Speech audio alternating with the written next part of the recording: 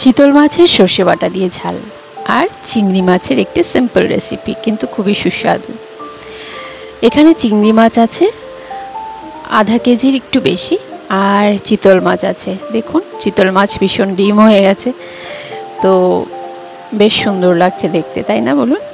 তো চিতল মাছ আর চিংড়ি মাছ দিয়ে আজকের রেসিপি। হ্যালো বন্ধুরা, লিভিং উইথ পিঙ্কির চ্যানেলে আপনাদের স্বাগত। আজকে চিংড়ি মাছ দিয়ে আর চিতল মাছ দিয়ে সানডের স্পেশাল রান্না হচ্ছে। তো চিতল মাছগুলো আমি ভেজে নেব। চিতল মাছ খুব ফোটে, সেই জন্য আমি ঢেকে ঢেকে ভেজে নিয়েছি।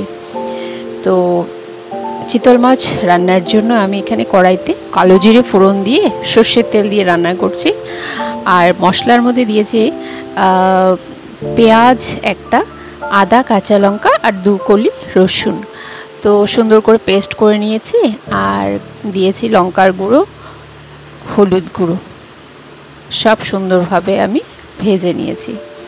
এখন মশলাটা দেখুন ভাজা হয়ে গেছে। এখন অল্প এতে জল দিয়ে সুন্দর করে কষিয়ে নেব।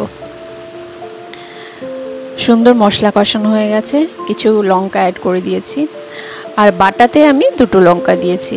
ঝালটা আপনাদের পছন্দ মতন অ্যাড করবেন। আমি কিছু লঙ্কা দিয়েছি, আর স্বাদ মতো নুন দিয়ে দিলাম, আর দিয়ে দিলাম এখানে সর্ষে, আদা, কাঁচা লঙ্কার একটা পেস্ট করে রেখেছি সেটা। এখন কম আছে আমি ঝোলটা জাল করে নেব। দেখুন জাল সুন্দর হয়ে গেছে, ঝোলটা ফুটে গেছে। এখন এতে আমি দিয়ে দিলাম কাশ্মীরি লঙ্কার গুঁড়ো, একটা সুন্দর রং হবে। তো এখন আমি মাছগুলো একে একে দিয়ে দিব। চিতল মাছ কিন্তু খুব নরম হয়, তো খুব সাবধানে দিতে, না হলে ভেঙে যায় মাছগুলো। তো আস্তে আস্তে আমি সব মাছ অ্যাড করে দেব। মাছ একটু বেশি, সেজন্য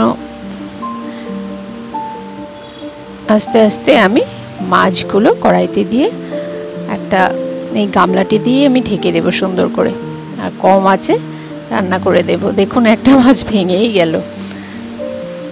যাই হোক, এখন সুন্দর কম আছে আমি মাছগুলো রান্না করে নেব। এভাবে রান্না করে নিয়েছি দেখুন চিতল মাছের রেসিপি, আর ধনেপাতা ছড়িয়ে দিয়েছি উপর দিয়ে। সর্ষে বাটা দিয়ে চিতল মাছের ঝাল। এখন আমি চিংড়ি মাছের রেসিপিটি রেডি করে নেব। চিংড়ি মাছগুলো হালকা ভেজে নেব, এপিট ওপিট করে ভেজে নিয়েছি। এখন এই কড়াইতেই আবার তেলে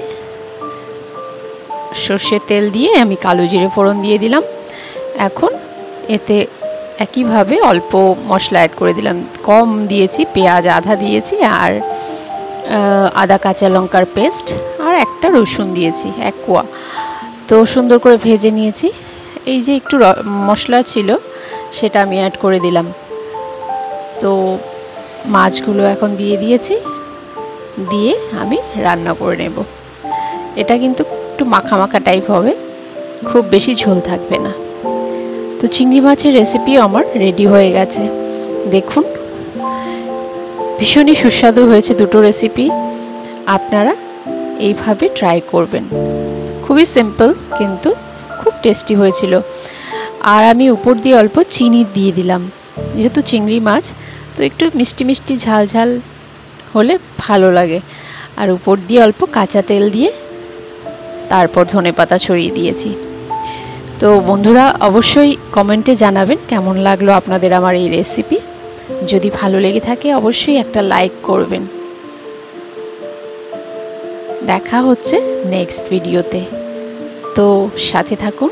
প্লিজ লাইক শেয়ার করে চ্যানেলটি সাবস্ক্রাইব করে দেবেন। ধন্যবাদ।